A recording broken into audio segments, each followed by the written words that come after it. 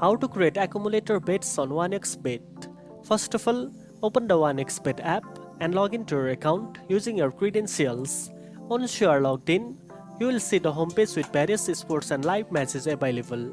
Next, start by selecting the sports category you want to bet on, such as football, tennis, or basketball. Browse through the matches and tap on the ones you are interested in. For each match, select the type of bet you want to place, like win, draw, over or under, or both teams to score. After selecting a bet, it will be added to your bet slip automatically. Now, repeat the same process and add at least 2 or more bets from different matches to the slip. Make sure each of them appears under the same bet slip to form an accumulator. Once you have added all your desired selections, open the bet slip and choose the accumulator option at the top. This will ensure all your selected bets are combined into one accumulator. Now, enter your stake amount in the box provided.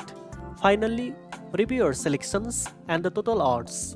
If everything looks good, hit the place a bet button to confirm your accumulator bet. And that's it. Now you know how to create accumulator bets on 1xBet. If you found this video helpful, don't forget to like, share and subscribe for more tech tips. Thanks for watching and I'll see you in the next one.